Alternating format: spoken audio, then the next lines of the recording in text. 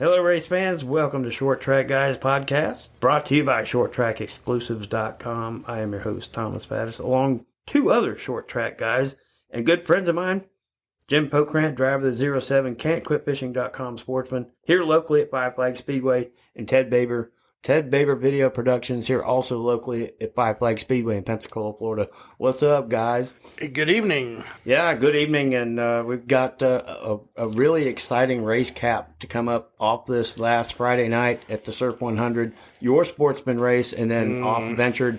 They went to Mobile, they went to Montgomery. Everybody seemed to have split up. So let's start off with the bounty we had a few episodes ago with $250 extra for knocking off a five-time winner with 5 races in a row. So you guys got prepared for it, and Jim, with the 00, I mean, what can you say? Well, it's tough to beat. We qualified second. Brandon was on the pole, the 00. He rolled the dice, rolled a 2, so that put us on the pole. So we dropped the green, we got the lead, got out there for about 6 laps. Car loosened up, he caught us, he got around us, and Maddox Langham got around us. Well, we get down towards the end of the race, and I catch Maddox Langham, and if you remember from the last episode, I finished third behind Maddox Langham again, and this is a young kid, he's 14, 15 years old, and he was telling everybody about how he was mirror driving me, and he was blocking me. And I was nice about it. I didn't touch him, didn't put a bumper to him. And his family's all like, I'm their hero. Oh, thanks for not doing that. You know, and I didn't. Well, this race, I caught him again. I got under him in the middle of 3 and 4 coming to the checkered. He crossed my front end and we just barely touched. I didn't turn that kid intentionally. It was just a racing deal. And I let out the gas, tried to let him straighten up. He spins out. I go across start finish line. Well, the track penalizes me a lap for rough driving, which it wasn't intentional. And then his big brother, who was behind me, decides to rip my left rear quarter panel off all the way down the front straightaway and dumps me in the wall. Well, I come around to the front straightaway to express my displeasure with getting wrecked after the race. And I didn't hit. They made it sound like I plowed into the race car. I didn't. His fender's hanging like 3 feet out the side of the car where he destroyed mine. And when I pulled up there, I caught that piece of fender. Well, I go to take off, and Jonathan gets out, decides to let my window net down and reach in the car at me. The cops grab him. They tell me to go to my pit. I go to my pit. Well, now I got a 1 week, or I'm on probation for a couple of races because of what I did. But the track did nothing about what he did to me. So it's kind of a controversial situation. But I am the points leader because once they went to tech, they disqualified the 00. They said it was over bearing spacers. I don't believe that. Sorry. I know the head tech official. I love him to death. But I think there's more to the story because the track held the DQ for a couple of days, and then it finally trickled out. Meanwhile, in the pure stock division, Caleb Burkett got kicked out for the same thing, but they immediately brought out Caleb's, not the 00. So I think there's more to the story than we're hearing. But we have the points lead. We're 19 over the second place, which is Daryl McDonald, the third. Good kid. And Brandon Fowler is now third, 21 points behind us. So now we just got to keep digging and try like hell to stay out front. I'm going to do my best to try to win this track championship so I can come on here and brag a little bit because it would be my first. I want one of those purple jackets really, really bad. But dealing with the probation thing, we're just going to hold our head up. We've already got the frame fixed on the car. It bent the frame and destroyed my front bumper. And, you know, luckily it didn't get the radiator or anything expensive. But the point is, I got wrecked after the race and nothing was done about it. So I put that on the promoter and the race director, and we're going to go win this championship. So that's my story for what happened with us. Yeah, well, I mean, that's what you've got to do. You got to put that behind you, and what happened. It put it behind you and move forward. You got the points lead now, and now you focus on your car. And Ted, you were there too? Yeah, definitely. My standard procedure at the end of the race is get on the leader and follow the leader to the end of the race, depending on what what situation is going on. This is why I have a second camera. The second camera did catch everything coming out of 3 and 4 to the finish line. I haven't reviewed it yet. My normal procedure is if there's any protests, I let the racing officials or the officials at the track look at it first, so they have an opportunity to review it and see what they see. And then they can, if they want to change anything, they can, but I've never known that to happen. Right. Is that part of the formality that goes on out there? If some incident happens, you have some, I don't want to say chain of command or anything, but it's an order of decision making that happens to end up coming with that result? It's standard procedure to let the people in the tower look at it first, because that way they can make adjustments if necessary, or if not, they don't. But it's amazing when it comes to me, they never see it. This is the third time I've been dumped after the race, and I go to the officials and I get, well, we didn't see it. Oh, so it didn't happen. I'm making it up. I'm sitting with a car with the front end all pushed up and I made it up. Well, no, we didn't see that. And it's, we need some promoters to grow some kuyans, because it's ridiculous that they allow someone to tell them what to do, or, and I never, ever badmouth Five Flag Speedway on social media or otherwise. I don't, because I support the track. But the people that did this to me, they constantly are bad-mouthing the Speedway on social media and other platforms, and it's harmful, and I don't do that. I won't do it, because I love the racing, and I want to race. But it's ridiculous that, I didn't do anything really wrong, and yet my car's the one that got tore up, and I'm the one that's getting probation. I feel it's pretty cruddy of Tim and them to do this, but you know what? I'm going to accept it. I'm going to sign whatever he tells me to sign. I'm going to go out there and I'm going to win this track championship, and I'm going to give him a mic drop at the championship banquet when we have it. That'll be fun to watch. No doubt about that. The only thing that I have to worry about with this is the fact that they know I'm on probation. So what's to stop them from pushing and shoving and trying to provoke me into doing something? And he promised me that it wouldn't happen, but I don't really honestly can't trust anything he says anymore, because what he has said in the past is not what he's done. And I don't understand that. I've supported that place for years and years and years. Never badmouthed it when something was a bad call. And it's happened to me a few times. It's cost me a couple of wins because they've made a bad call. When Dan Spence was the race director, he made some pretty crappy calls. And then when you call him on it, well, I didn't see it. Well, why did you make the call on it? So, and Nicholas, I'm going to hold judgment on that. I'm going to talk to him Friday night, because I want to ask him, is it okay to wreck somebody after the race? Because then in the pure stock race had the same thing. The 30-30 and Ira Roberts, the 33 car, they just plowed into each other on the back straightaway, and none of them are on probation. So I don't understand it. But, I guess if you wear the black hat and you got to be the bad guy, I guess it'll be me. Well, the bottom line is you have the points lead, and you're in an off week. Yeah. So you got time to kind of assess what went on. And, you've been there since, 1997, racing in this area. So you're kind of used to what's going on, and you understand certain things come from different angles. Yeah. But the bottom line is really just kind of focusing on what you have to do. You're after a track championship.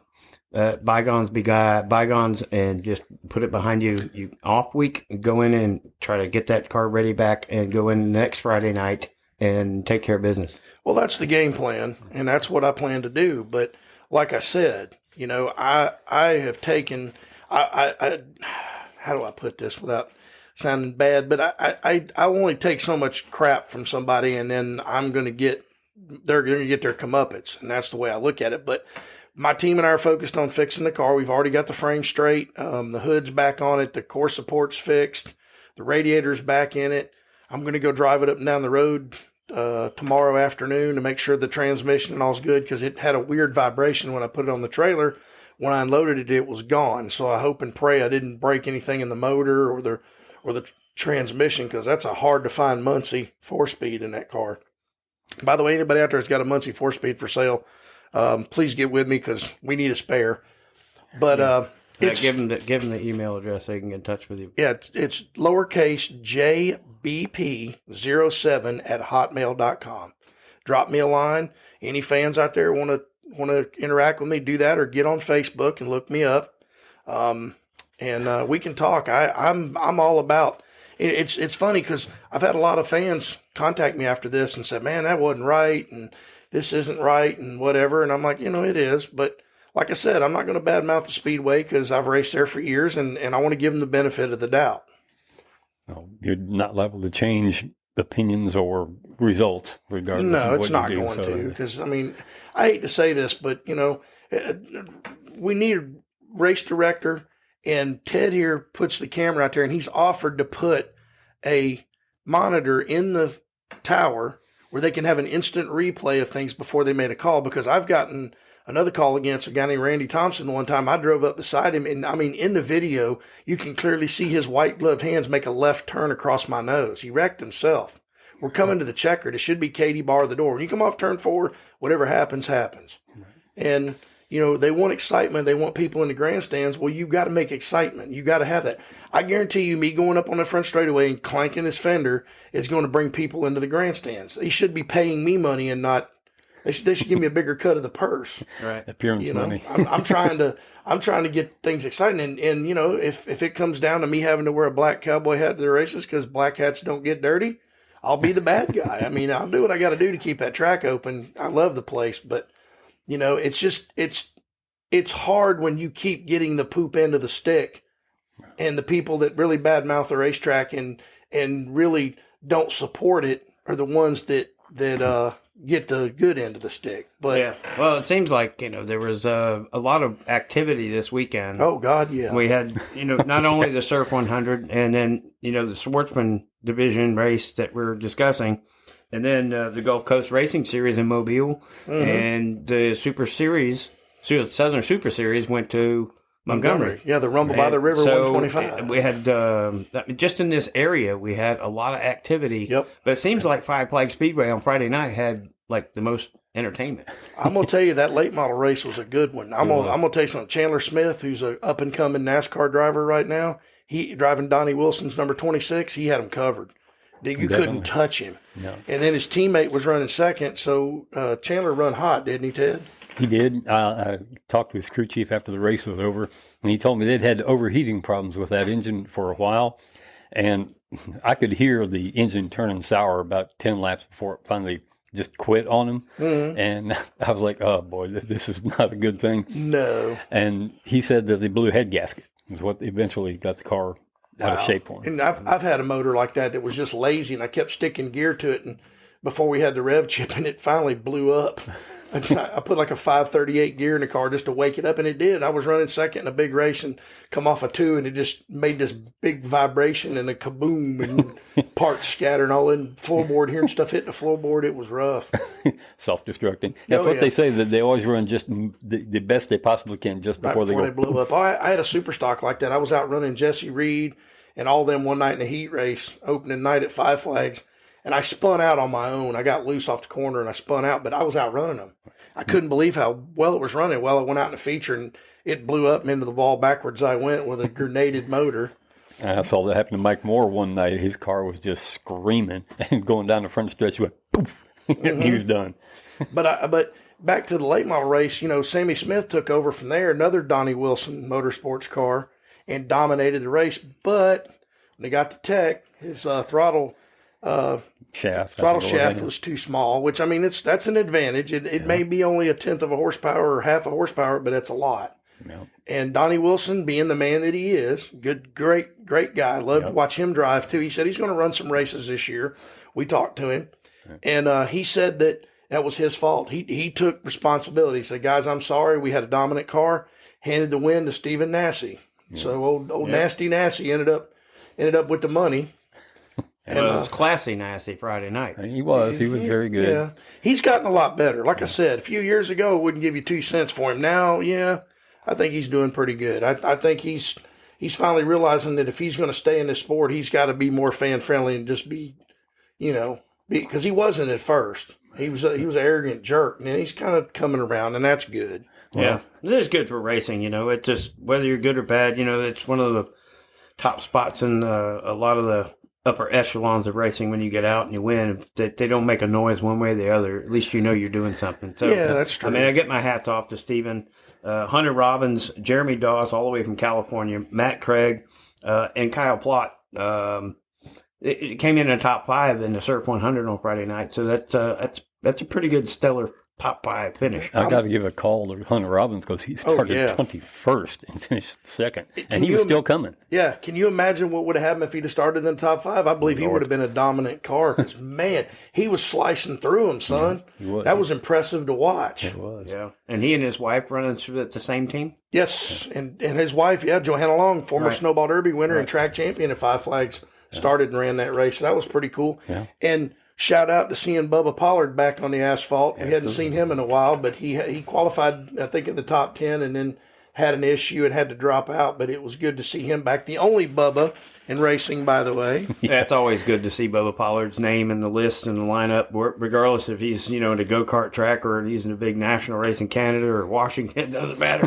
Bubba Pollard's in there. I'm pulling for him. Yep. Well, he went back home and finished third at Sonoya, Georgia that next night. So that was pretty cool. On the dirt track, right? On the dirt track, yeah. His family owns that track. I think that's what he's been doing this year is working that track with his family. Yeah. He's a working man.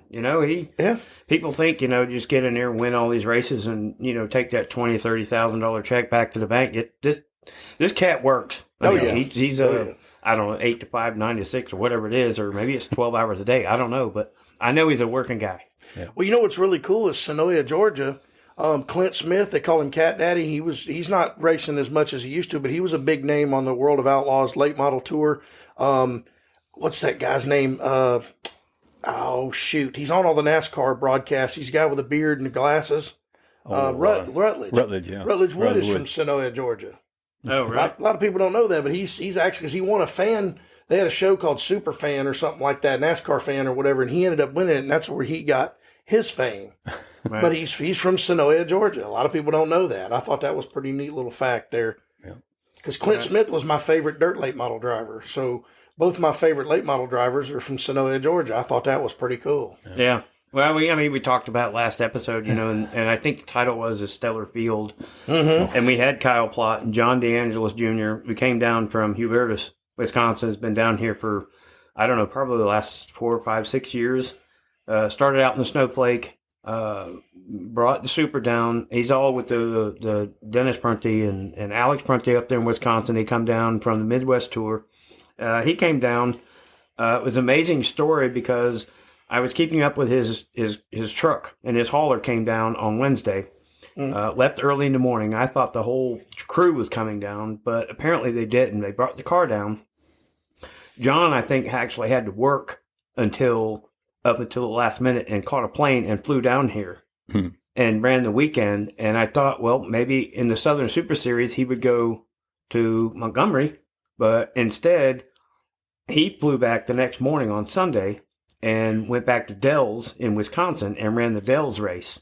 And they had a car already there for him. So these people, the DeAngelis crew has got what's going on. They travel and they've got everything scheduled. And kudos to them for traveling that far and going back and doing what they're doing. And I think he finished top 10 in both races, if I'm not mistaken. I know he finished, I think, 9th.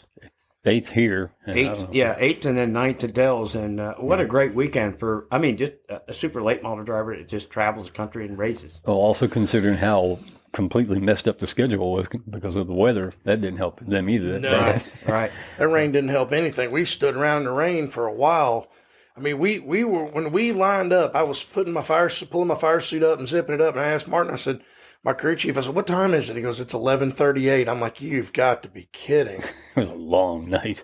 And then Tech, I think we left the track around 3 o'clock in the morning after all that was over with. Yeah, he called me and told me all what was going on with them tossing the 00.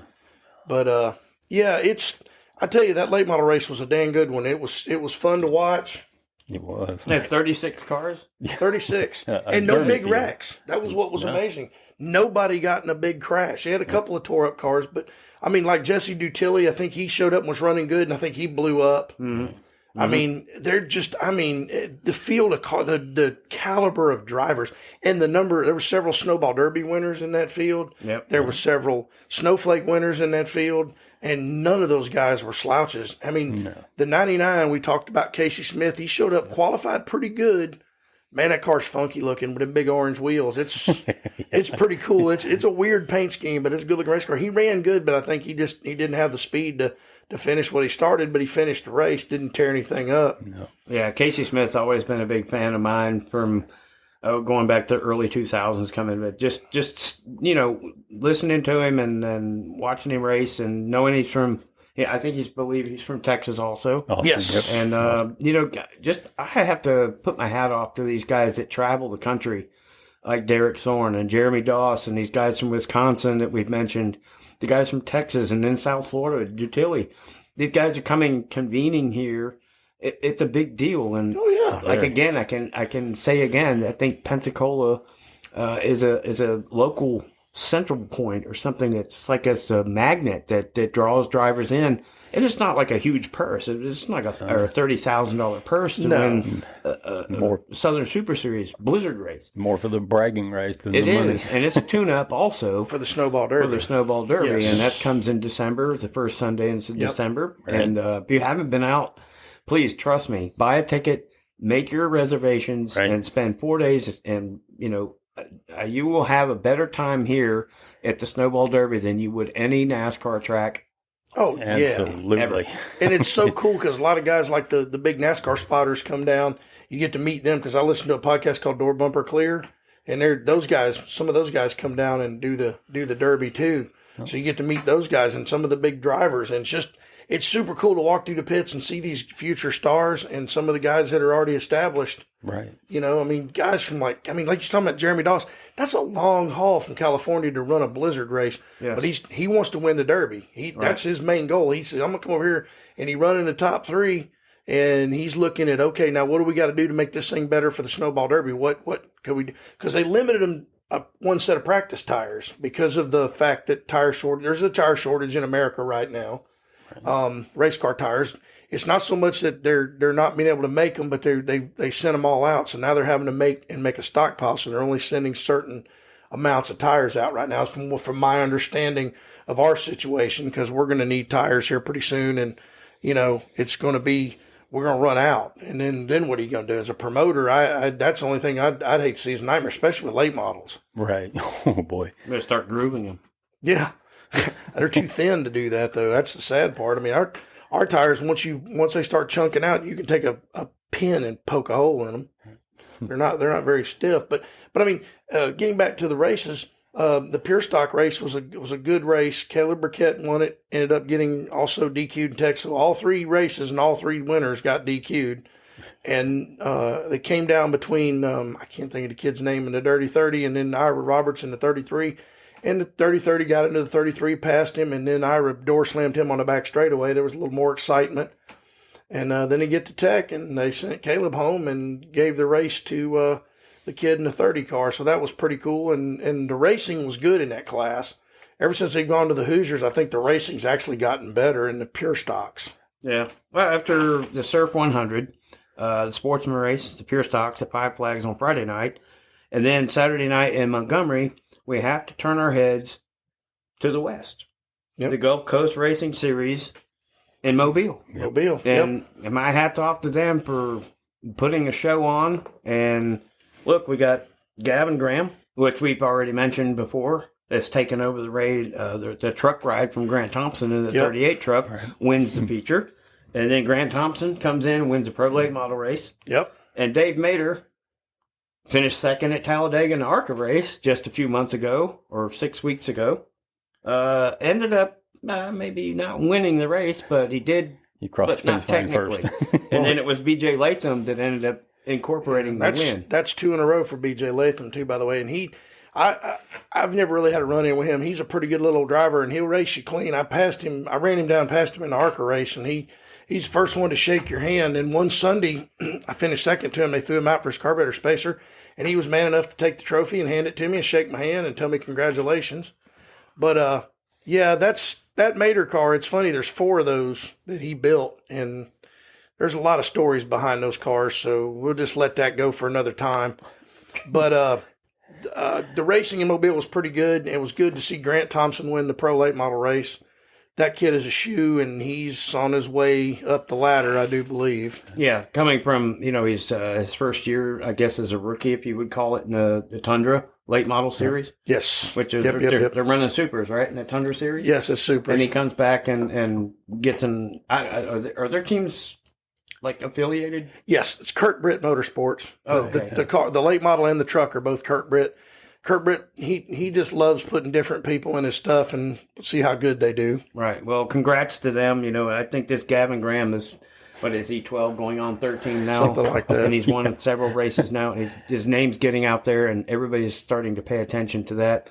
And that whole Britt Motorsports team, that stable is opening eyes. Well, hey, Kurt Britt, if you're listening and get a chance, you got a 50-year-old sportsman driver would love to drive one of your trucks sometime. So if you ever get an opening on a Friday night and you're bringing a truck down, how about letting old Jim climb behind the wheel and see how good he can do in something faster? I'd appreciate it. Just throwing the bug out there, y'all. Yeah, planting the seed. Planting the seed. There you go. Oh, boy. But I mean, it was some good racing, and then they went to Montgomery, which was the Southern Super Series.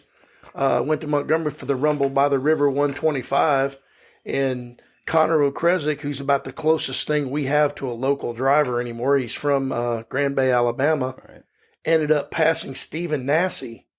That's no easy trick, dude. No That's small accomplishment. I mean, that kid can wheel a race car. I don't understand why somebody has. Well, I understand why, because it's all about money now. But Connor Okrezik, that kid deserves a ride in something better. Right. I believe that in my heart, because I've seen him win races and run up front. And they don't have the funding a lot of these teams have, but they do have a secret weapon in Mike Garvey.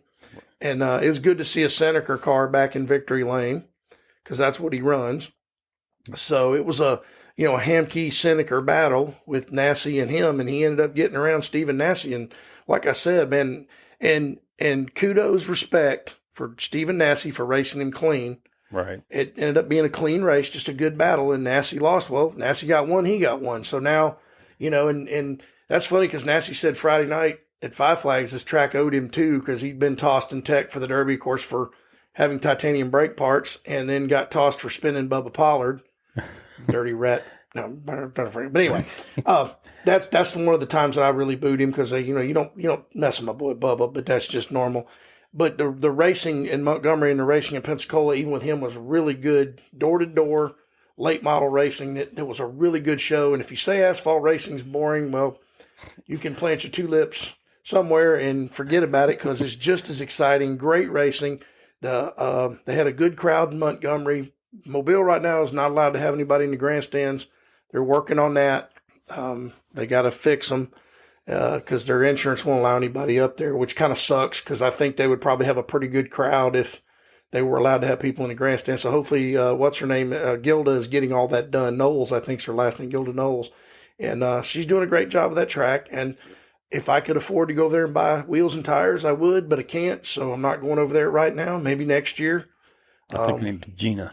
Gina Knowles, that's it. Yeah, you're absolutely right, Gina. She's doing a great job. I mean, I'd like to see that track open, because, we don't see any racetracks closed. That's just, that's sad. Yeah, give them some time. I mean, they've done a great job so far in a short period of time, but, give it the rest of this year, and by 2022, I think it maybe Montgomery, Pensacola, and Mobile can make a little triangle, racing series. Well, and include South Alabama Speedway and all. Oh, and South Alabama, their street stock classes dwindled down to next to nothing, and I think that if he would, the pure stocks are not very far off from their road runners, so why not make them? In my personal opinion, this is something I think that all of those four promoters should sit down and have a street stock series for pure stocks and sportsmen, and run the same rules at all four tracks. And once a month, we go to a different track. Once a month, we go to Montgomery. Once a month, we go to Mobile. Once a month, we go to Up. They come to Pensacola.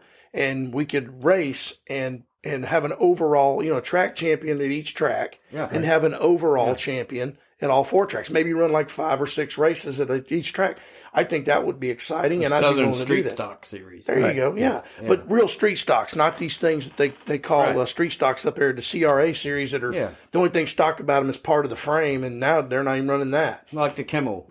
The Kimmels. Street stocks. Well, the Kimmels were actually street stocks. They were actually, because I remember reading about that. Frank Kimmel took a Camaro out at Rockingham, and he was like going way faster than he should go in that car. So they put that big wicker bill on top. That was a neat series because they'd start 40 or 50 cars. Whoever showed up got to race. They did it at Bristol, and the racing was incredible. And they were actually street stocks. They weren't, late models with stock frames like they were in the 60s. That's what late models were in the 60s and 70s. They were still stock frame, some stock suspension parts. Right. So the racing was good this weekend. It was really a good show at both tracks. It's a shame that we couldn't afford to go to Mobile. I just can't do it right now. I would love to go over and support that place. Maybe next year we'll see what happens. Right. And, I enjoy racing. It's just awesome. The show's been great. Well, it's certainly a review of an exciting week. Friday night with the Circ 100, the Southern Super Series Blizzard Race #1. And a sportsman feature. The Pure Stock feature. A lot of news, a lot of history, a lot of interesting scenarios that went on. They went to Montgomery, they went to Mobile. A lot of guys came from all over the country and then went back home and then performed. I don't know about Jeremy Doss, but I know John DeAngelis went back to Wisconsin, ran the Dells on Saturday night, it's just kind of impressive to know that they can come down, and the guys that put this stuff together, and they also have like jobs. Yeah, They just don't sit there in the race shop and just work on this stuff. Yes, they do, but they don't.